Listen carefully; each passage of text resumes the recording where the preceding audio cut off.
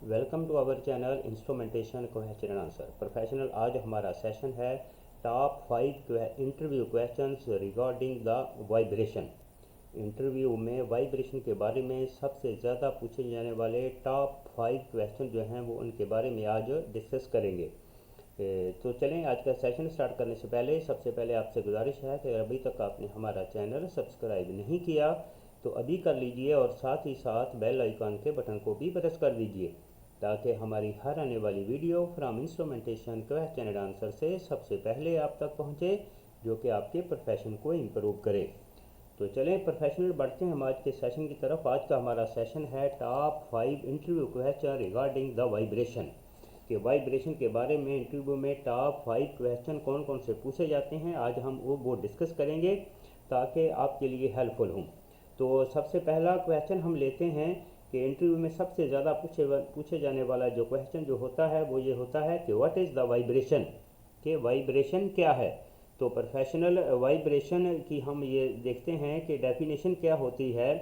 A vibration in the machines while they are running it is the normal, यानी कि machine के जब running होती है कोई भी मशीन, चाहे पंप हो, कंप्रेसर हो, टरबाइन हो, जब कोई भी रोटेटिंग मशीन रनिंग कंडीशन में होती है तो उसमें वाइब्रेशन का होना एक नॉर्मल पॉइंट है।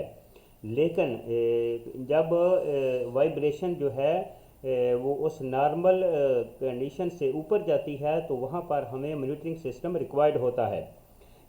अभी इसकी हम शॉर्ट में डेफिनेशन ऐसे कर सकते हैं कि when oscillations occur around an equilibrium point they produce the mechanical phenomenon known as the vibration. कि जो ही ऑसिलेशन ऑकर होती है इक्विलिब्रियम पॉइंट पर तो वो एक मैकेनिकली फिनोमिनन में इसको जो है वो वाइब्रेशन कहते हैं। यही एक वाइब्रेशन की सिंपल और शॉर्ट डेफिनेशन है। अगर इंटरव्यू में आपसे ये पूछा जाए कि वाइब्रेशन क्या है तो आपने यही इसका आंसर देना है कि वाइल रनिंग द मशीन जो होती है उसमें वाइब्रेशन नॉर्मल हो रहती है। और वाइब्रेशन ये होती है कि जब ऑसिलेशन ऑकर होती है अराउंड द इक्विलिब्रियम पॉइंट तो वो प्रोड्यूस करती है मैकेनिकल फिनोमिनन, जिसको हम वाइब्रेशन के नाम से याद करते हैं। यही वाइब्रेशन की शॉर्ट और सिंपल डेफिनेशन है। तो प्रोफेशनल अब नेक्स्ट क्वेश्चन हम लेते हैं कि दूसरा क्वेश्चन जो है वो इंटरव्यू में वाइब्रेशन के बारे में सबसे ज़्यादा कौन सा किया जाता है। तो प्रोफेशनल वो होता है what difference the thrust and radial vibration, के थ्रस्ट वाइब्रेशन और रेडियल वाइब्रेशन में क्या डिफरेंस होता है। तो प्रोफेशनल थ्रस्ट वाइब्रेशन जो होती है किसी भी मशीन की, टरबाइन की, पंप की, कंप्रेसर की, रोटर्स की, वो होती है हॉरिजेंटल वाइब्रेशन, जिसको हम थ्रस्ट एक्सियल वाइब्रेशन कहते हैं। और रेडियल वाइब्रेशन जो होती है वो वर्टिकली वाइब्रेशन जो होती है उसको रेडियल वाइब्रेशन कहा जाता है। तो ये मेन डिफरेंस है थ्रस्ट एंड रेडियल वाइब्रेशन में, यही आपने इसका आंसर देना है। तो नेक्स्ट क्वेश्चन हम प्रोफेशनल लेते हैं कि इंटरव्यू में वाइब्रेशन में के बारे में सबसे ज़्यादा क्वेश्चन कौन सा किया जाता है। तो वो प्रोफेशनल होता है what is the key phasor, कि की फेज़र क्या है। तो प्रोफेशनल की फेज़र भी हमारा एक एडी करंट सेंसर होता है जिसको हम यूज़ करते हैं किसी भी रोटेटिंग मशीनरी के आरपीएम को मेज़र करने के लिए। आरपीएम की मॉनिटरिंग के लिए हम की फेज़र जो है वो यूज़ करते हैं। ये भी एक एडी करंट सेंसर ही होता है, जैसा कि जो सेंसर हम एक्सियल और रेडियल वाइब्रेशन के लिए यूज़ करते हैं वही सेंसर हम की फेज़र के लिए यूज़ करते हैं। लेकिन इसका एक हमारा जो कैलकुलेशन, जो रिकॉर्ड और कॉर्ड जो रहते हैं वो डिफरेंट होता है थ्रस्ट और रेडियल वाइब्रेशन की बनिस्बत। तो इसको हम की फेज़र, यही की फेज़र होता है। अगर इंटरव्यू में आपसे ये पूछा जाए कि की फेज़र क्या है तो आपने यही आंसर देना है कि key phasor that is the eddy current sensor we measure the RPM of any rotating machinery that is called the key phasor. Next में प्रोफेशनल हम लेते हैं क्वेश्चन के इंटरव्यू में सबसे ज़्यादा कौन सा क्वेश्चन किया जाता है कि how you will confirm that vibration probe is okay और नॉट, कि आप एक वाइब्रेशन प्रोब है उसको कैसे कंफर्म करेंगे कि ये ठीक है या नहीं। तो प्रोफेशनल किसी भी वाइब्रेशन प्रोब जिसको हम एडी करंट सेंसर कहते हैं इस प्रोब को मेज़र करने का बेस्ट और बेहतरीन मेथड ये है कि हम अपने मल्टीमीटर से इस एडी करंट सेंसर, इस वाइब्रेशन प्रोब जिसको कहते हैं, इसकी रेजिस्टेंस मेज़र करते हैं।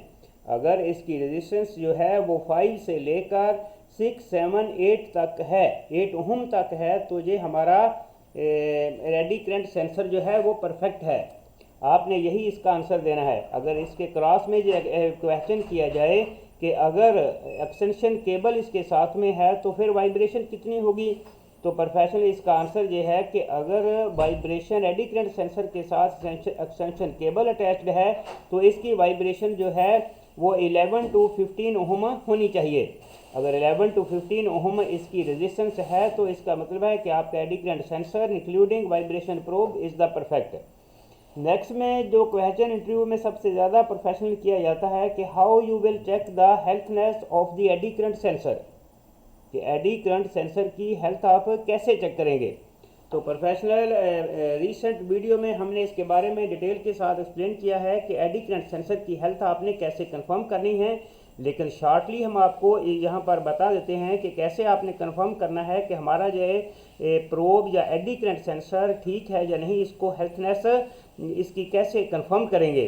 तो प्रोफेशनल ये हमारा प्रॉक्सीमीटर है। प्रॉक्सीमीटर के ऊपर मेंशन होता है कि 1 मिल इक्वल टू 200 मिली वोल्ट। कितना होता है? 1 मिल इक्वल टू 200 मिली वोल्ट, यानी कि 200 मिली वोल्ट होते हैं 1 मिल में। तो हमने एक चार्ट बना लेना है ताकि हमारे लिए जो है वो एक आसानी हो। हमने इसकी हेल्थनेस चेक कैसे करेंगे कि इसके लिए हमें कौन सा टेस्ट इक्विपमेंट चाहिए। इसके लिए हमें TK3 जो कैलिब्रेटर रहता है बेंटली नेवाडा का, वो हमें रिक्वायर्ड होगा। उसमें एक माइक्रो स्क्रू गेज रहती है। उस स्क्रू गेज में हमने अपने इस एडी करंट सेंसर को जो है वो फिक्स कर लेना है, और फिक्स करने के बाद हमने इस एडी करंट सेंसर का जो है वो कनेक्शन जो है वो अपने प्रॉक्सीमीटर के साथ कर देने हैं, और प्रॉक्सीमीटर को हमने 24 वोल्ट DC सप्लाई जो है वो अप्लाइड कर देनी है। आपको पता है कि वाइब्रेशन जो बेंटली नेवाडा का स्टैंडर्ड है -24 वोल्ट DC। आपने पॉजिटिव सप्लाई नहीं देनी, आपने नेगेटिव सप्लाई देनी है, क्योंकि अगर इंटरव्यू में आपसे ये क्वेश्चन किया जाए कि नेगेटिव सप्लाई क्यों होती है तो इसके बारे में भी रिसेंट वीडियो हमारी पड़ी हुई है, लेकिन शॉर्टली हम फिर आपको एक्सप्लेन कर देते हैं कि -24 volt DC supply Bentley Nevada की जो इसलिए होती है कि ये बेंटली नेवाडा का स्टैंडर्ड है और ये NPN ट्रांजिस्टर बेस पे वर्क करता है। अगर कोई आपसे ये क्वेश्चन करे, कहीं भी अगर आप इंटरव्यू दे रहे हैं, अगर आपसे ये क्वेश्चन किया जाता है कि why we use the -24 volt DC supply for the Bentley Nevada, तो आपने ये इसका आंसर यही देना है कि ये NPN ट्रांजिस्टर बेस पे काम करता है, इसलिए इसकी सप्लाई -24 वोल्ट DC है। ठीक है, आपने पॉजिटिव 24 वोल्ट DC सप्लाई नहीं कहना। तो यहाँ पर आपने क्या करना है कि -24 वोल्ट DC सप्लाई आपने अप्लाइड कर देनी है। ये कहाँ पर? इस पे 3 टर्मिनल, ये आप देखें कि इस पे 3 टर्मिनल्स हैं। एक पे वोल्ट लिखा रखा है, और एक पे कॉमन होगा लिखा हुआ, और थर्ड पे और लिखा होगा। आपने कॉमन और वोल्ट पर जो है वो 24 volt DC -24 volt DC supply applied कर देनी है, कनेक्शन कर देने हैं। ठीक है, आपने अपने इस एडी करंट सेंसर को इस माइक्रो स्क्रू गेज में फिक्स कर लेना है और ज़ीरो एडजस्ट कर लेना है। इसका ज़ीरो एडजस्ट करने के बाद अभी आपने क्या करना है कि अपना मल्टीमीटर जो है इसके कॉमन और आउट पर जो है वो कनेक्ट कर लेना है। आपने मल्टीमीटर जो है वो अपना मल्टीमीटर इसकी सिलेक्शन DC वोल्टेज पर रखकर DC वोल्टेज पर इसकी सिलेक्शन करनी है। इसके सिलेक्टर मल्टीमीटर के सिलेक्टर को जो है वो आपने DC वोल्टेज पर रखना है। मेजरिंग DC वोल्टेज पर रखकर आपने ये दोनों प्रोब्स मल्टीमीटर की जो है वो कॉमन और आउट पर कनेक्ट कर लेनी है। जब कॉमन और आउट पर कनेक्ट कर लेंगे तो फिर अब हम क्या करेंगे, अभी हमने एज पर इस प्रॉक्सीमीटर के ऊपर ये साइड पे आप देखेंगे जो मेंशन है कि 1 मिल इक्वल टू 200 मिली वोल्ट, यानी कि 200 मिली वोल्ट। तो ये हमारे वोल्टेज कितने बनते हैं? 0.2 वोल्ट DC। तो हमने क्या करना है, हमने ऑलमोस्ट 10 नंबर्स का चार्ट बना लेना है। 10, 20, 30, 40, 50, 60, 70, 80, 90 एंड 100 मिल। अब हम 10 के प्रोपोर्शनल हम कितने वोल्टेज होंगे, हम जो है वो 10 मिल हमने इस माइक्रो स्क्रू गेज से 10 मिल गैप करना है। तो हम कंफर्म करेंगे कि 2 वोल्ट डीसी हमारी आउटपुट होनी चाहिए। फिर हम इंक्रीज करेंगे इसको 20 मिल तक, 20 मिल का इंक्रीज करेंगे तो हमारे इस प्रॉक्सी मीटर आपका मल्टीमीटर रीड करेगा 4 वोल्ट डीसी। फिर हम इंक्रीज करेंगे 30 और 30 के प्रोपोर्शनल हमारा जो है वो मल्टीमीटर रीड करेगा 6 वोल्ट डीसी। फिर हम इंक्रीज करेंगे 50 और 50 पे जब गैप हम करेंगे तो हमारे इस प्रॉक्सीमीटर को आउटपुट जो है प्रॉक्सीमीटर की 10 वोल्ट डीसी होनी चाहिए। फिर हम इंक्रीज करेंगे अप टू 60 मिल, 60 मिल करेंगे तो 60 मिल के प्रोपोर्शनल हमारे इस एडी करंट सेंसर की जो आउटपुट जो है वो 12 वोल्ट डीसी होनी चाहिए। 12 वोल्ट डीसी हो गए तो अभी उसके बाद हम इंक्रीज करेंगे ये गैप अप टू 70 मिल, 70 मिल करेंगे तो हमारे इस प्रॉक्सीमीटर की आउटपुट जो है वो 14 वोल्ट डीसी होनी चाहिए। ठीक है प्रोफेशनल। अभी हम इस गैप को थोड़ा और बढ़ाते हैं क्योंकि हमने 10 पॉइंट स्टेप जो हैं ये बनाए हैं। हम 80 मिल गैप करेंगे इस स्क्रू गेज से, माइक्रो स्क्रू गेज से गैप जो है इंक्रीज करेंगे अप टू 90 मिल। जब 90 मिल करेंगे तो हमारा जो प्रॉक्सीमीटर जो है इसकी आउटपुट होगी 18 वोल्ट डीसी। अब हम प्रोफेशनल इंक्रीज करेंगे अप टू 100 मिल, 100 मिल के प्रोपोर्शनल हमारे इस प्रॉक्सिमिटी की आउटपुट होनी चाहिए 20 वोल्ट डीसी। जब 20 वोल्ट डीसी आपने ये चार्ट की जो रीडिंग जो है जो आपने राइट डाउन कर लेनी है। जब रीडिंग राइट डाउन की तो आपने कंफर्म करना है कि ये हमारा स्टैंडर्ड है 100 to 20। अभी आपको जो आउटपुट मिली है अगर 2.1 या 1.99 मिली है, अगर 3.99 मिली है या 4.1 मिली है, और 30 मिल के प्रोपोर्शनल मिली है आपको 6 या 5.99 या 6.1, और इसी तरह 40 के प्रोपोर्शनल मिली है आपको 7.99 या 7.95 या 8.1 या 8.2, और उसके आगे आता है 50 मिल। 50 मिल के प्रोपोर्शनल होता है स्टैंडर्ड हमारा है 10 वोल्ट डीसी, लेकिन हमें आउटपुट मिली है इसकी 9.98, 9.99 या 10.01 या 10.11।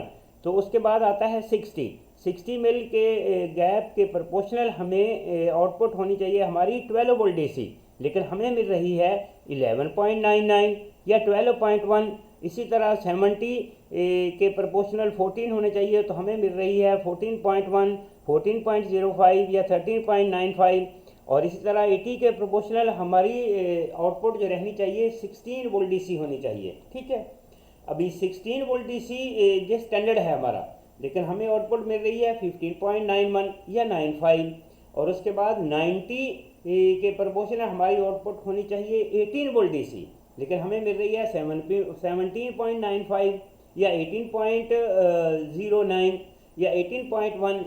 अभी 100 मिल के प्रोपोर्शनल हमें हमारी आउटपुट होनी चाहिए 20 वोल्ट डीसी, लेकिन हमें मिल रही है 19.95 या 20.01 या 20.02 वोल्ट डीसी। ये हमें आउटपुट मिली है। इस जो हमने चार्ट जो बनाया इसके प्रोपोर्शनल में ये आउटपुट हमें मिल रही है। तो इसका मतलब है कि ये आउटपुट जो है वो एक्सेप्टेबल है, इतना एरर जो है इसके अंदर, क्योंकि हम इसकी हेल्थनेस कंफर्म कर रहे हैं कि हमारा प्रॉक्सिमिटी और प्रोब हमने जो है वो कंफर्म हेल्दी है या नहीं और वर्क कर रही है या नहीं। यानी कि हेल्थनेस जो है वो किसी भी एडी करंट सेंसर की चेक करने का मकसद यही होता है कि हमारा ये सेंसर ये प्रोब परफेक्ट है या नहीं। और इधर तो अगर इससे हटकर अगर ज़्यादा जो है वो डिफरेंस आ रहा है रीडिंग में, तो फिर आपको ये आपका सेंसर ये प्रोब आपको रिप्लेस करनी पड़ेगी, और फिर आपने जो है वो इसको रिकमेंड कर देना है कि ये probe need to be replace. तो ये प्रोसीजर है प्रोफेशनल किसी भी प्रोब को, वाइब्रेशन प्रोब को की हेल्थनेस, एडी करंट सेंसर की हेल्थनेस कंफर्म करने का ये प्रोसीजर है। तो ये इंटरव्यू के टॉप 5 क्वेश्चन जो हैं वो इंटरव्यू में बहुत ज़्यादा किए जाते हैं। आपने इनको मेमोराइज करना है और अपने रिकॉर्ड में रखना है। उम्मीद करते हैं कि आज की ये वीडियो आपके लिए बहुत ही हेल्पफुल होगी। तो मिलते हैं नेक्स्ट वीडियो में। Have a nice day.